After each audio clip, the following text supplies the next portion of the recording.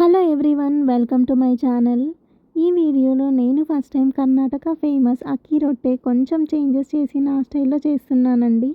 Ingredients అయితే 1 cup బియ్యం పిండి, ఉప్పు, కారం, జీలకర్ర, సన్నగా తరిగి పెట్టుకున్న సోయా కూర, కొత్తిమీర, కరివేపాకు, 1 ఉల్లిగడ్డ, 3 పచ్చిమిర్చి.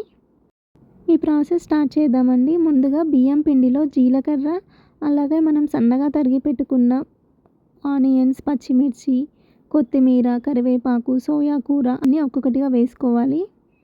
తగినంత ఉప్పు, కారం వేసుకోవాలండి. ఇందులో జీలకర్రని కొంచెం క్రష్ చేసి వేసుకోవాలి. ఇవన్నీ వేసుకున్నాక కొంచెం కొంచెం వాటర్ పోసుకుంటూ మంచిగా కలుపుకోవాలి పిండిని. ఎగ్జాక్ట్గా కర్ణాటక స్టైల్లో అయితే కొబ్బరి తురుము, క్యారెట్ తురుము కూడా వేసుకుంటారండి. బట్ అవి నా దగ్గర ఇప్పుడు అవైలబుల్గా లేవు. సో కొంచెం చేంజెస్ చేసి చేశాను నేనైతే. నాకు ఈ సోయా కూర ఫస్ట్ టైం నేను తినడం.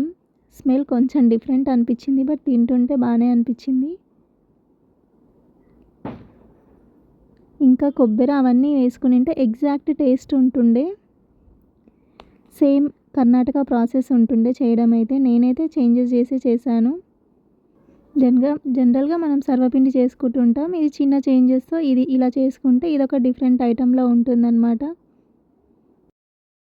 ఈ పిండిని తడిపి పెట్టుకున్నాక ఒక బటర్ పేపర్ లేదా అరిటాకు మీదైనా మనం చేసుకోవచ్చు ఈ రొట్టెల్ని.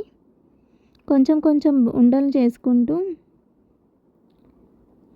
నేనైతే కొంచెం చిన్న సైజువే చేశాను. సో చిన్న చిన్న బాల్ చేసుకొని వీటిని బటర్ పేపర్ మీద ఇలా రొట్టెలాగా చేసుకొని పెంచి మీద వేసి కాల్చేయడమే అండి.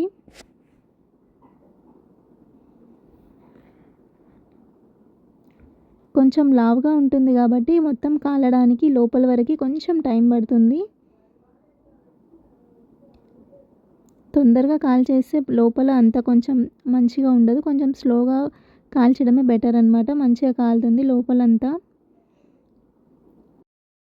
టేస్ట్ అయితే బాగుందండి. ఎక్సెప్ట్ ఆ సోయా కూర స్మెల్ కొంచెం నాకు వెరైటీగా అనిపించింది. ఇదండి వీడియో. ఈ వీడియో కనుక మీకు నచ్చినట్లయితే లైక్ చేసి షేర్ చేయండి. ఇలాంటి మరెన్నో వీడియోల కోసం మా ఛానల్ని సబ్స్క్రైబ్ చేసుకోండి. Thanks for watching the video.